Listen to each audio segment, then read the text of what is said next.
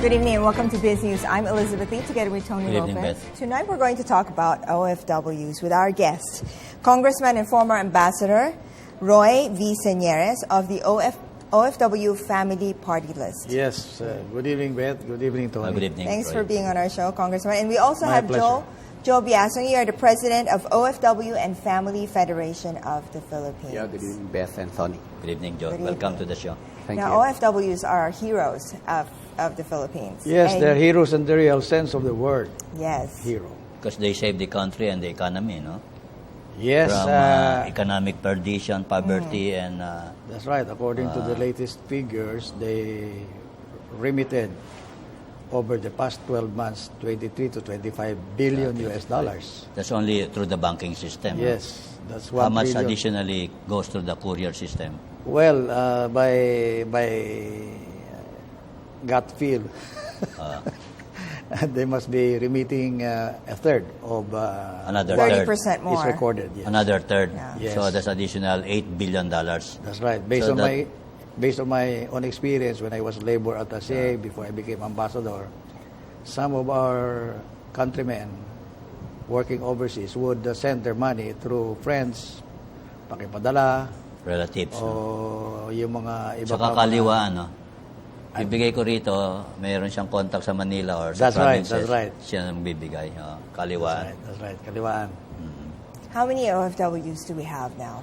According to the Department of Labor and the Department of Foreign Affairs, based on their statements every now and then, there are now 10 million OFWs all 10 over the million. world.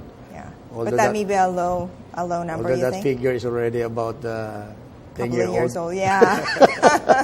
The U.S. So Embassy, nobody really knows US that. Embassy Yeah. puts it at 12 million. 12 million. Expats, not OFW. Expats, yeah. I do not About 3,000 to 4,000 people live every day to Yeah. look for work, no? I would rather stick to the figure given us by our own authorities rather than the embassy, for fear that I might be accused of colonial mentality.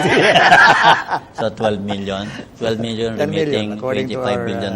authorities. That's an average of what? 10 million pala. An average of $2,500 per Yes. worker per year, no? 25 billion Divided US by, dollars would be about a trillion pesos already. Yeah, Almost 25. It's about more than 900 one-third of our 900 national billion. budget. Yeah. No, it's one up. About 40% of the budget. Our national budget right now is already 2.6 billion. A trillion, I mean. So 1 trillion would be more than one-third. One-third. Now, Congressman Roy, your name is actually synonymous to friend of OFW, protector of OFW, ever since. Thank you for saying that. And so what are some of the challenges that we're looking at for OFWs right now? Right now is the inadequacy on the part of our government to provide them with the right assistance. For instance, the law says that the highest priority concern of our Philippine Foreign Service, of the Secretary of Foreign Affairs, of our embassy should be the protection and assistance to our people overseas, all 10 million of them.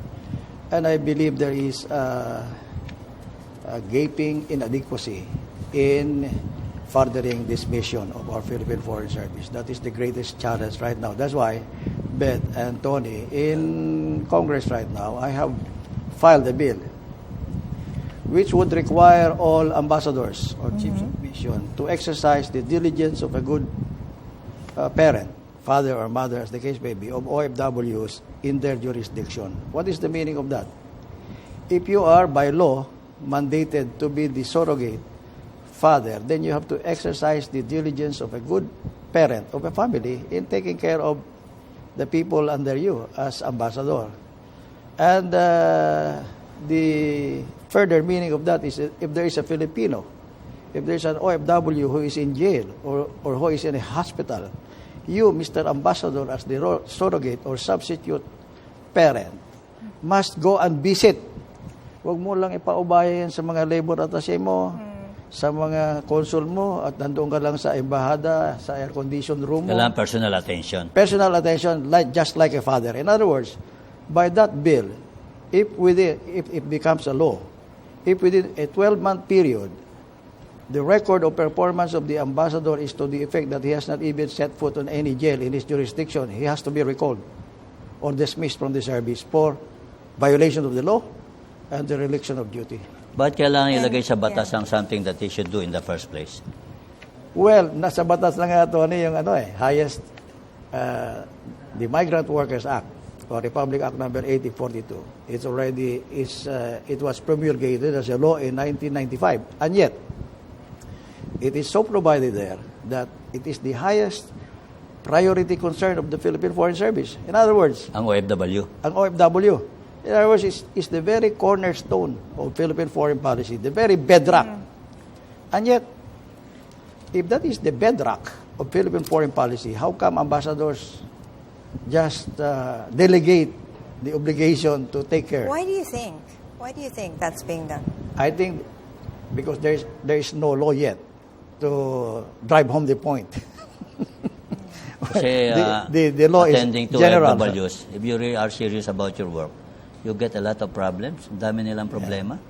Diba? Yes, indeed. Maltreatment by their employers, non-payment of salary, nire-rape o minamolestya, o gano'n, walang pera. Eh, biro mo, asikasuhin mo lahat yun. Underpayment. Tapos hindi ka naman fully paid na as an ambassador. Diba? Kaya nga na ambassador ka para kumita ka ng konting dollar. Sometimes you draw out of your pocket for expenses of these people. It's no joke.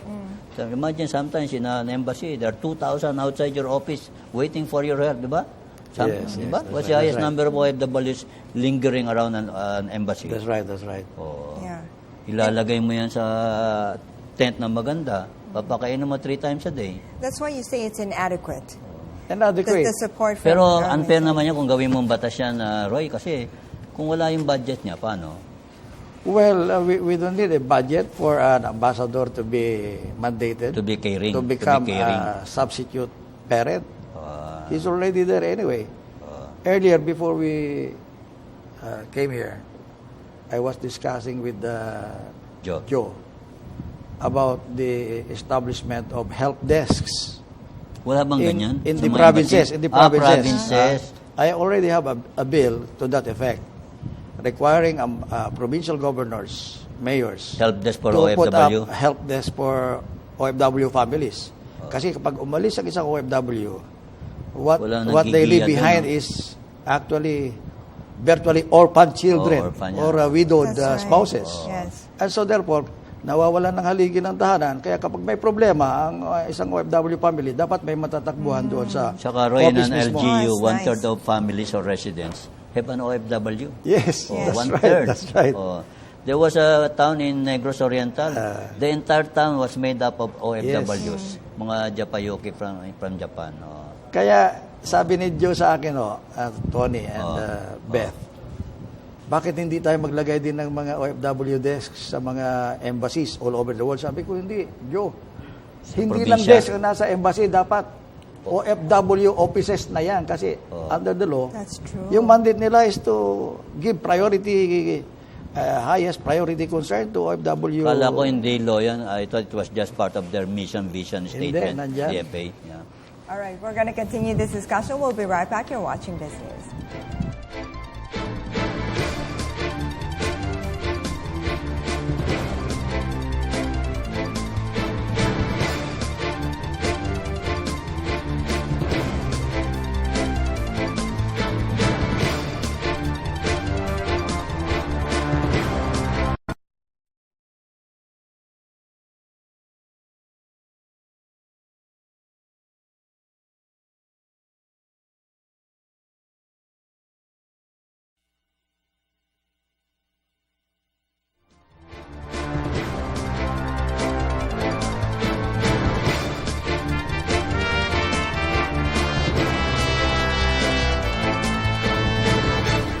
Welcome back.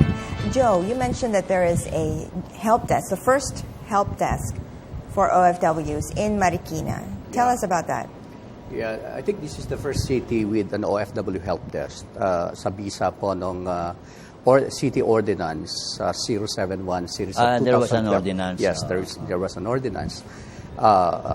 The government appropriated 200,000 through the Mayor Del de Guzman, our mayor, and set up an office, and it was manned by me and the presidents of association in every barangay. We have 8 associations in every barangay of Marikina to cater the needs of the concerns of the family. We have 7 common cases in Marikina City. One of these are human trafficking, illegal recruitment, abandonment of the families, and on hold of documents, passports, on hold by the agency. And these are most common in Marikina case. So what happens, for example, an OFW family that's comes to the help desk and says that, either... How many do you entertain every day in this help desk?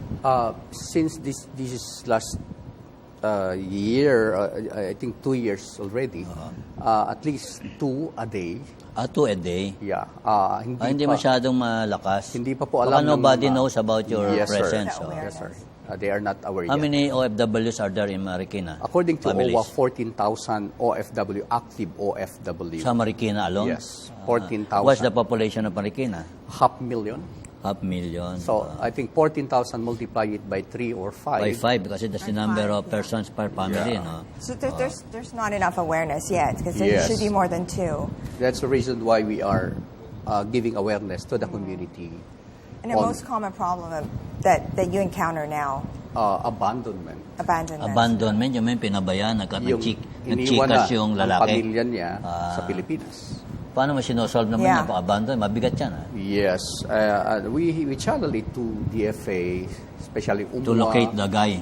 To locate the guy, and even OWA, we refer it to OWA. And me, as broadcaster, I really work on kung paano ma-assist. Why does an OFW abandon his family when the fact that he's an OFW means he cares for his family? Yun nga ang kabalintunaan itong ganitong sitwasyon. You mean nakakita siya mas maganda, o Yeah. mas grasyosa, gano'n? Another family. O nalungkot siya. Nakahanap siya ng bill mo ko. Yung malungkot, siyang malungkot, nakahanap ng malungkot. Isa pang malungkot. So, nagsama silang parehong malungkot. Mutual, So, But you have remedies. You have remedies for that, for the families. sa Can the case, government help? Yung also abandonment, referral lang ang ginagawa mo. we assist them and we give referrals to them. Paano kung nangangailangan siyempre ng pera yan, Yeah. kaya nagko-complain eh? Normally, kung I-refer mo kay Mayor, gano'n? the LGU has funds to Si LGU. but, siyempre, of course, that is the work of OWA. Tapos yung mga anak nila, siguro, nag-aaral yun, no? Yeah. Kailangan continue schooling. Opo. Kaya naman po may mga program ng education, scholarship ang OWA, so we refer it to them. Tapos ko, Roy, yung batas mo will install help desk in every LGU. Yes, I will. The law, That means about 1,500 help desks for all that's the right, towns. including the offices of the municipal mayors. That's 4,000 more or less. Kasi nga, we now have 10 million OFWs, multiply that by an average 3 per 30 million. OFW family. We are talking here of 20 million. In other words, we virtually have about 20 million orphans, quote unquote, and virtually widowed spouses in the Philippines. They need help. 20 million. Tungkol naman doon sa Tony and Beth, doon sa support. Let me just state at the outset na ang mga OFWs natin ay mga loving, caring, and responsible parents. An overwhelming, Rare instances yung ano? rare instances yan. Pero yung rare instances Pero rare yan, instances yung abandonment, pero yung nangangaliwa, par for the course siguro yun. minsan takes two to tango. Nangangaliwa din si Commander dito. ganun. Kaya tuloy, ayaw na magpadala. Hindi, minsan yung nangangaliwa, Ni faithful chismis lang OFW yun, or no? sometimes both. Ang problema, ang nabibiktima ay yung mga anak. Ano naman ang pakialam ng mga anak na nag-aaral, natitigil, na-ostracize sa neighborhood, hindi makabili ng rubber shoes man lang, o mga short pants. And so therefore, I filed a law also A bill. designed to protect Bill. abandoned, a bill designed to protect the abandoned spouses and children of OFWs. Paano bibigyan ng protection yan? Ganito ang, kasi when I was ambassador, ginagawa ko ito but not all ambassadors are doing this.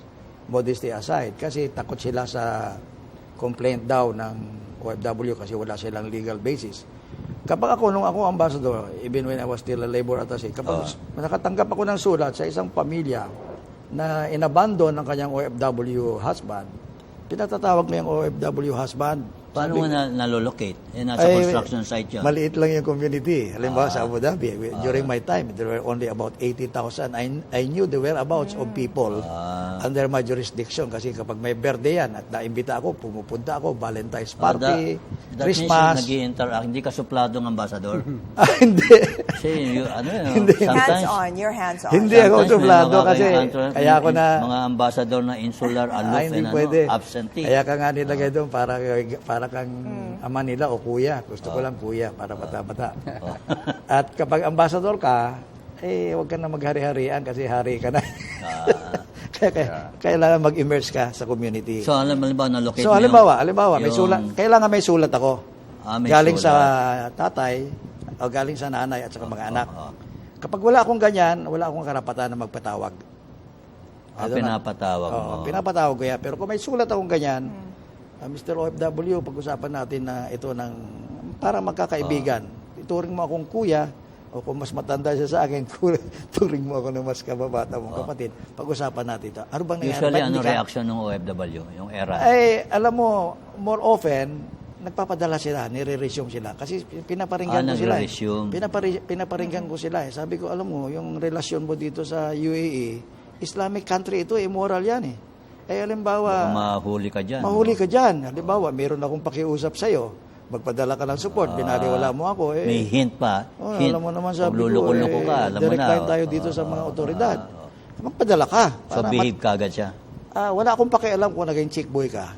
Ang pakialam ko lang, magpadala ka ng suporta. So, ngayon yung bill na isinampa ko sa Kongreso. Paano mechanics yung bill mo? It would authorize the ambassadors to invite. You mean ang ambassador can I just summon a citizen of his country? Right now, no way. Kasi wala siyang authority. So he can defy you, ganun? Yes. I mean, if there is no complaint and he summons a Filipino, iwanan niya trabaho niya. Ibig sabihin, absent siya for that day, no? Hindi naman. Pwede namang linggo eh. Pwede namang mag-aside ng rest day. And so therefore, kung hindi nakukuha sa pakikiusap, the ambassador by that proposed law can withhold the renewal of a passport of an airing. May sanction ka pala sa kanya. Of an airing OFW. Hanggat hindi ka nagpapadala sa pamilya mo, sa halip na ipakulong kita, sa immoralidad mo rito, hindi ko muna i-renew itong passport mo. Yes. Hanggat nakakabigay ka sa akin ng proof na nag-remit ka na. There's so many ways to do it in support of the helpless, pitiful situation of abandoned families here. All right, we're going to continue this discussion. We'll be right back. You're watching BizNews.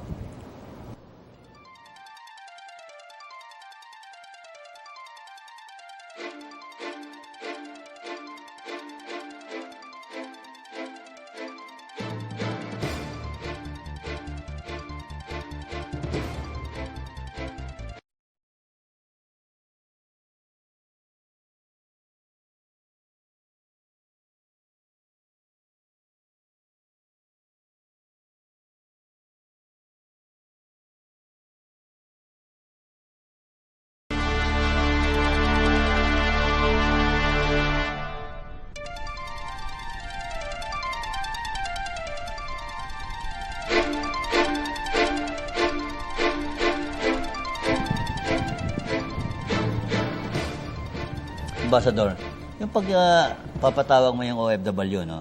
Kunyari may kasalanan siya, di ba interference yun in a family matter?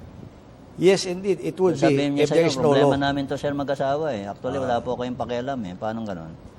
It would be interference if there is no law authorizing the ambassador to do that. But if there is such a law, it is based on several constitutional provision for the protection of a family and especially the children. Sa principles of in the Constitution. Yes. Family is the basic unit of the society. That's right. Without your family and mine, there would be no the families of other and millions of other Filipinos, there would have been no nation. So this Pero bill okay lang actually yan puts pag ganyan teeth. ang frame of mind mo, ganyan ang attitude mo. Eh, yung mga ibang ambassador, kaya lang nade-deploy para magka-title na ambassador. Yan. That's why Good for 1 year. Kaya pagbalik dito. There ought to be a law. Kasi pagbalik mo dito, permanent na yung title mo, ambassador, maski wala kang ginawa for 1 year or 6 months. Kasi Hindi lang, ambassador hindi for 6 lang months, ambassador oh. ang title niyan na kumpleto, ha? Ano? Ambassador Extraordinary and Plenipotentiary. Plenipotentiary. Oh, ibig In my sabihin- particular case, Oh. ang tawag sa mga ambassador pa naman ay Excellency. Oh, excellency, oh. In my particular case, I don't remember anything that I have done excellently or extraordinarily. And I don't even know the full Excellency, meaning of plenipotentiary. Oh.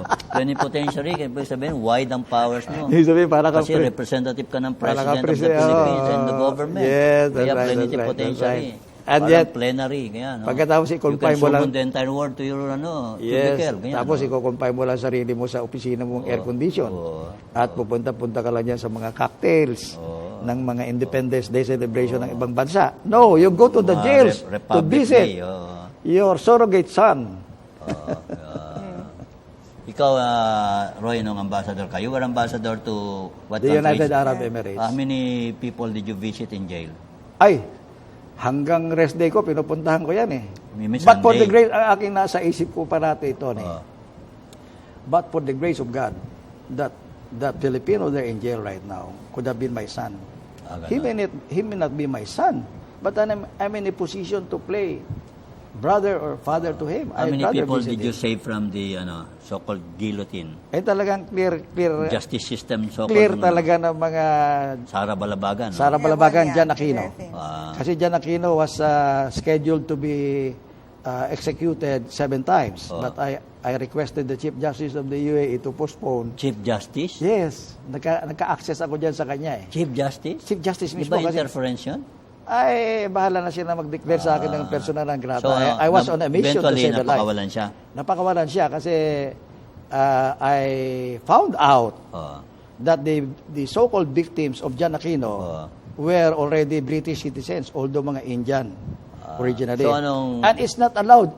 The death penalty is not allowed in the United England? Kingdom. So I told the ambassador to the UAE of the United Kingdom, si Anthony Harris, I still could remember his name, and his deputy was Patrick Morgan. Sabi ko, the death penalty has been outlawed in Her do you want Majesty's it enforced? kingdom. Why is this naturalized British subject still insisting that Jan Aquino, my countryman, be executed here in Abu Dhabi? To cut the long story short, Naligtas siya. they pressured the family. Nasaan na ngayon si John Aquino? Nandiyan sa Pangasinan. Anong trabaho niya? Initially, nung wala siyang trabaho, I hired him in my office, but eventually, nagkaroon siya ng maliit na pispan. Peace pa. Masarap Si na- Sarah, kamusta na siya? Ay, si Sarah ay Nag-asawa? na. Ay, 3 na siyang anak. Happy naman siya. Happy naman siya. Oh. Did she name one of her children after you? Hindi. Hindi.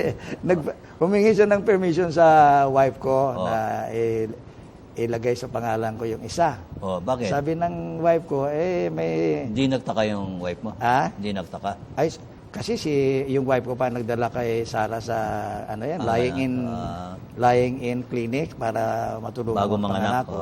Kaya my wife knows all the story about Sarah. Your life must be very fulfilling, Congressman. Well, doing indeed it all this. is. Whatever it is that you do to the least of your brethren, you do it unto God. I'm not a very, very religious personality, but at least I do it to God every day of my life. Not only once, but several times. Hey, you actually have several bills. 14. I 14. already have 14. Which of these bills have the best chance of prospering? I am vice chairman of the Committee on Overseas Workers, and Sino ang the chairman? chairman Si- is Walden Bello. I will plead to him to please expedite. Ba't ka vice chairman? Because you are neophyte? Yeah, and I'm even thankful that I became vice chairman because normally they do not give that kind of position to neophytes like me.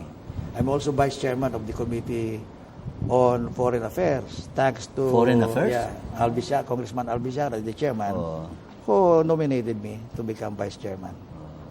Pero, Name some of your bills. You have one that's for scholarship. One I already mentioned, the surrogate Help fatherhood desk, help or desk. parenthood Yeah. of ambassadors. help desk in the offices of the provincial and city mayors. Thirdly, scholarship for the orphans of OFWs. We call them as the new heroes of the Republic. We say that they comprise the 10 million army of economic warriors overseas fighting the war against poverty in various places overseas, and poverty is in the home front. And yet, when the child or children of an OFW hero or warrior becomes orphan, where's the government? At least, kung namatay si OFW, kahit na elementary pa yan, ang government ngayon ang magpapatuloy dapat. Balik kung warrior, parang dependent of a soldier, ganyan. Yes, yes. Dependent of ang dependents ng soldiers are entitled to free education. Indeed. Anyway, all Filipinos are free education, elementary up to high school. So yan, college lang yan. Pati college. Sama dapat ang college. Where will you get the funding, Roy? Kung meron tayong 45 billion para sa mga Conditional cash transfer. Conditional cash transfer natin. 60 na, Roy. 60 na ba? Oo. Na hinihiram natin pa sa Asian Development Bank. Oo. At yan ay isa sa mga dahilan kaya napapaganda ang economic growth natin because anytime that you infuse money into the spending stream of the economy, it is counted as part of GDP. If you infuse 45 or 60 billion pesos to the spending stream of the economy, that is a way of improving the Saka it GDP. just goes to consumption, ha? Yes. Daily necessities. Yes. Unlike investment in for the future, education. At saka yung So, mas hammer malaki yung payback niyan. At saka yung hammer and tong investments, mukhang wala tayo kasi ang ating mga manufacturing concerns now ay nasa China. Kaya tayo, ang unemployment natin, 13 million na eh. So you're looking to get part of the funding from there because you need fundings for Well, government has to set aside. Hindi pwede yung lip service lang tayo. Sasabihin natin mga OFWs, heroes of the Republic. Pag namatay yung hero, asan tayo? Yung my original question, ano pinakamalakas na bill mo na may pag-asa? Itong surrogate parenthood. Surrogate. Pero Scholarship medyo problema at saka yung protection to surrogate abandonment. parenthood ba yan the ambassador, ha? The ambassador is stint of only 3 years. After 3 years, di na siya surrogate. Hindi, somebody should take over. A surrogate parent. Whoever will be appointed to take his place should. It's part of the position. Di parang you make ambassadors, the ninongs and ninangs, yeah. OFW. Hindi lang, more than ninong sa ninangs. Surrogate Talaga siya parent. dapat ang substitute parent. Kapag Pero may nagkasakit legal- siya, puntahan niya. May legal implication niya, Roy, ha? Ano? Wala naman yan sa buhay niya kasi surrogate, di problema mo lahat ang problema nun. O dapat. Dapat. Pag naturingan ka There are ambassador. only about 80 embassies, 10 million families. Ang hirap niyan, ha? Kaya An kailangan, average of almost 1 million per embassy ang asikasuhin niya. siya mismo ang hands-on na mag-take charge of the protection of OFWs. Kasi if the ambassador himself is hands-on, he visits jails, he will be sending a very, very strong signal to the authorities of the host country na ito, ambassador mismo dumadalo nito. Pag may hearing sa korte, nandoon siya mismo, nakaupo. Sa bagay, Roy, yung mga embassy ng US and Japan dito, no, pag may nangyari, single individual. Sinesearch out nila, saka tinutulungan, pinoproteksyonan. Okay. Yeah. So that means we're going to need manpower too. But before you comment on that, we're going to cut to a short break. You're watching BizNews. We'll be right back.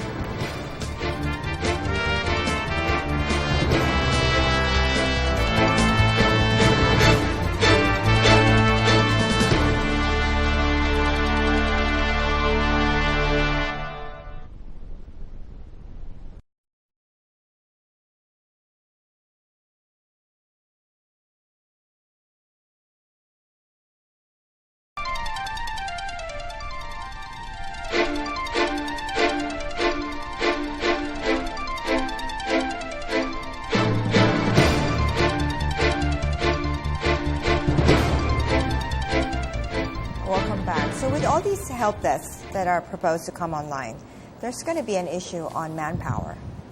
How is that, Joe? In Marikina, the government initiated the cooperation between the NGO and the churches in Marikina are now involved in assisting the OFWs. So I was leading the group connecting the LGU and the people's organization in the area, even churches. And now they are manning the help desk. So we are not paid at the LGU level, but we are volunteering ourselves to provide help in the city. So kung ito'y mangyayari nationwide, there are 70,000 churches nationwide. Churches? Churches. Ang makikipag-coordinate ka sa simbahan? Yeah. Because sa pagmamalasakit, I think sila ang isa sa mga nagmamalasakit. Kaya lang they are not aware and equipped. That's the reason we have paralegal training. We do training, livelihood training, or information dissemination in every barangay. So That's from the federation. Yeah, How, the federation. how strong is the federation? How many people? Bago pa lang siya, kasi 8 organization pa lang under one federation. Yes. We want it national.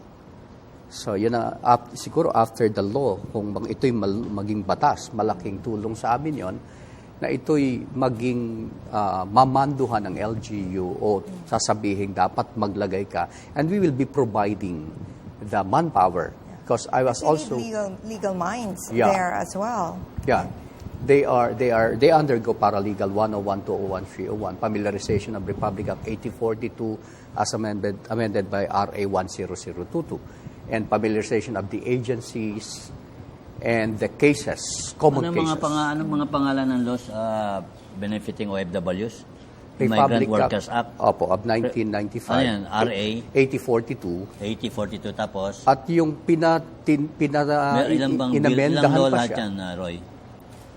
Yung basic law ay Republic Act number 8042. 80. 8042. But it was amended 2 years ago by Republic Act 122. Ano namang na-amend doon? Making it hard for illegal recruitment. Yeah, illegal recruitment. Because the Di ba penalty. economic sabotage na yan? Yeah. Yeah, it is provided. Meron na bang nabilanggo dyan sa mga illegal recruiter? Sa Marikina. Economic sabotage? Yeah. If the offender, the recruiter, is more than 3, conspiring with each other, then that is economic sabotage. Even if if the recruiter is being accused of only one, provided the complainants are Series 3 of or acts. more, economic sabotage pa rin. Well, maski wala na yung 50 million minimum, ganyan, wala na yan. Wala yan. Sa yan. lang, sa Senate lang. Ganun. Tapos, Roy, yung napansin ko, yung mga immigration, ang daming kinukulit nila na individual travelers. That's a Dahil violation sa of human rights, in Do you fairness, agree with in that? fairness to them, dahil nga sa pinipressure tayo ng mga UN agencies about human trafficking. Kaya naghihigpit sila. Kasi nga Pero in the process, they violate your human rights. That is right. That's why ang pakiusap ko sa Minsan, immigration, hold for up to 1 hour sa cubicle. wag naman nilang i-violate yan kasi hindi naman lahat yan human trafficking. Kailangan maging discerning kayo kasi kawawa naman yung paalis na yung Ordinary OFW. tourist Dapat mabilis Hindi naman yan sineshake down. Hindi naman. Yung pagpaparinig. So, kung alam, pwede How natin. big is the problem, Kong, of the trafficking? Trafficking, How big is that problem? it's huge. It's a big problem. Dito sa Philippines? Oo, dito Ilan sa ang victims Philippines. natin every year? Hindi lang yung mga na-intercept sa NAIA, kundi yung iba Moro Binta lang sinasakyan patungong Sabah. Ganon. Tapos take off na sa other countries. And then wala sila. They're exposed to so many abuses. As slaves or prostitutes? Well, initially they are being deceived by being informed that they will be working there as waitress or waitresses. Pagdating doon, nasa bar pala na hindi GRO pala sila. Hindi sila nakakalabas. Ang essence of human trafficking yung mga human beings are being considered as chattels, as properties for sale. Kaya sa movie, 12 years a slave, no? Kaya kailangan they should be covered by authentication from the Philippine Overseas Employment as well as the DFA. Pero pag nagdaan ka naman sa POAA, hindi ka naman makukulit sa red tape, ganyan. Mukhang hindi naman. Pila, in fairness to the present administrator now, Okay has naman cut back. sila. Although I agree with so many of his policies, he is very efficient. Ganun. And he's straight. Happy ka? Wala naman nako-complain. Wala naman. Sa iyo, Medyo Joe, straight ito. di siyempre marami din lalapit sa iyo. Yeah. Kuya Joe, baka naman hanap mo akong trabaho, ganyan. Mapagkakamalang ka pa recruiter niyan, di ba? Nire-refer natin agad sa POEA. Ano We refer don't mo? refer agencies. You don't participate in so-called job fairs, ganyan. In Marikina, we have job fair, but Oh. I was manning the job fair for the purpose of help desk, not engaging Ano to ba the ang agency. magagandang trabaho ngayon sa abroad? Sabi nila, welders. Ang malaki kita, welders. And our women are among the best welders in the world. Indeed. Kasi kailangan pa nagwe-welding ka, walang bakat ng tingga. No? Pino, malinis. no? Linis, saka walang yung mga butas-butas, mga yan, di ba? No? Walang singaw. nagpa-popcorn. Walang nagpa-popcorn singaw, oo. masyado. Kasi mami, lumubog yung board mo dahil sa baliyang welding mo. Yes. Oo. Tony, I'd like to Yeah, share Joe. the case of Malaysia. Malaysia. Uh, Malaysia has OFWs? Sabah. So many. Especially Sabah. Ganun. Na you mentioned host about country siya ng OFWs. you mentioned about We have 200,000 in Malaysia, di ba? Even more What according happened, to- Sabah? in Sabah we have in Sabah alone because the Philippine embassy is in Kuala Lumpur, Yeah, layo mas malayo than Sabah to Zamboanga. Manila. Yeah. O Zamboanga, no? So, you know, the backdoor from Mindanao. So, sa ngayon, mayroong may 600,000 Pilipino in Sabah. Sabah. Ano ba yan? Refugee, residents, o OFW? They are called by other station as stateless. Ay, stateless. Filipino, but they are not Malaysian, but walang birth certificate sa NSO, stateless sila. Anong rights ng stateless? I think this is the challenge for the government to address this kind of problem because we have 500,000 undocumented in Sabah alone, Filipinos. We visited the communities. Ano yan? And Dumami sila. They went there on their own volition? O, dahil doon sa gera sa ano? Yeah, Dahil sa two. isa din po yung plus the backdoors. Backdoor. So, maganda na ma-address ng gobyerno sana, mabantayan ang ating mga lugar kung saan dito dumadaan. Kasi barko lang pwede nang pumunta sa Sabah. Pero kasi sila, pareho sila ng lahi. So as far as they're concerned, they're in the neighborhood no? Di ba, Roy? But hinuhuli sila, nire-raid sila araw-araw. Even yung ating mga imam doon, hindi nakakaligtas. How are they protected by our government? Ang problem is, ang ating embassy is napakalayo.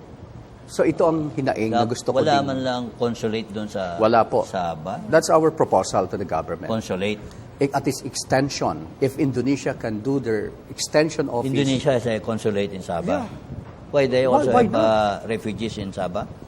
Or Marami din OFWs? pong mga Indonesians sa Sabah.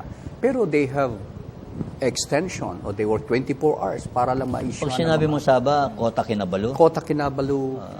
I've been there twice, but they those people don't feel oppressed or harassed or persecuted. Daily. They do daily merchant work, ganyan. Yeah, but itong pinagkakakitaan ng iba. Itong kaguluhan, itong darkness na ito. Yeah.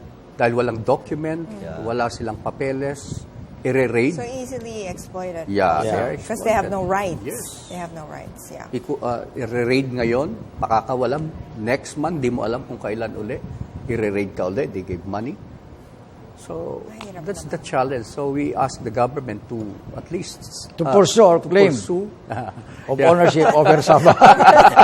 yeah, and to Doon set up napunta, at least embassy or extension of the That's embassy. the bottom line. All right. Kasi we're kung gonna- maglalagay ka ng consulate sa sarili mong bansa as we claim, ay mukhang hindi, that will be an Yung palang aberration. complication, help desk na lang ang tawagin consulate. Hindi naman i-accredit ang Malaysia. Yeah. Ganon. All right, we're going to continue this discussion. We'll be right back. You're watching BizNews.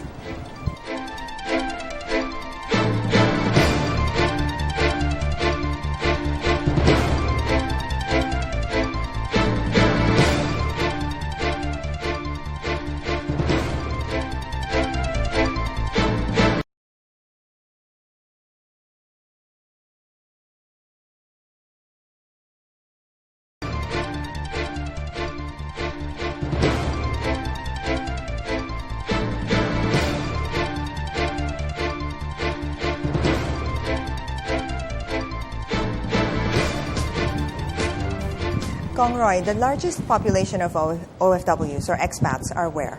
The largest concentration of OFWs are in the Middle East. There are about 1 million in the Kingdom of Saudi Arabia. Most of them are in Riyadh and in Jeddah. And the rest in the Middle East are in the United Arab Emirates, where I was ambassador. Right now, there are already about 300,000. Approximately in Bahrain, about 200,000. In Qatar, the same number. The Yemen, the same thing. And Mga Hong Kong, Singapore, ganyan, Japan. Singapore, we now have about 100,000. Yeah. But they say the best terms for an OFW are you can get Hong Kong, Singapore, Taiwan. Taiwan. Hong Kong and Singapore medyo salbahe daw doon. Hindi naman. Hindi naman. And Italy, sabi nila, Italy. Ay, sa Italy kasi yun And nga. London, England. Yung iba na-exploit din sa Italy kasi alam mo naman yung mga Pilipino, kapag may passport ka na Philippine passport and you go to Thailand, hindi mo na kailangan ng visa o Malaysia, and then from there, jumping board yan, punta na sila sa Yung Europe. kukuha ng visa. Puntang Europe. And so, pagdating doon, kung walang mga papers, masyado, ang OFW na-exploit ng mga mangilang-ilang Italiano, hindi naman lahat. So Roy, OFW, it will continue to be our biggest source of revenue. I for believe so. exchange, I believe our so. biggest 23 export. billion US dollars yearly. But I wish for the day to come na maubos na yung ating OFWs, magsiuwian na Yan lahat. din ang pangarap ni Pinoy sa isang zona niya. Hindi. Ang pangarap niya na one day, babalik sila lahat, ang lahat may trabaho. Yung unang zona niya. Pero yung sumunod na dalawang zona, hindi niya nabanggit ang ating OFWs. Kaya, Mr. President, sa susunod mong zona, huwag mong kalimutan ng OFWs. OFW, the mainstay of the economy. Kaya, Actually, Roy, the reason why the economy is booming is because of the OFWs. $25 billion. Indeed. That's more than 1 trillion pesos. It goes mainly to consumption. And the economic growth is mainly consumption. 84% of GDP comes from consumption. Indeed. Dinagdag pa dyan yung sa CCT na consumption. Consumption. Malaki din yan. Kaya, may nabasa ako sa BizNews, ampaw bang tawag mo ron? Ampaw kasi it's supported mainly by external income of OFWs. And there's no dent, very little made on poverty alleviation, creation of domestic jobs. Pero sana si Vice President naman, Jojo Binay, ikaw ang presidential advisor ng OFWs, pakibulong mo naman kay Presidente na isama sa zona niya yung mga anyway, OFWs. they're supposed to be partners, di ba? Yes. Partners.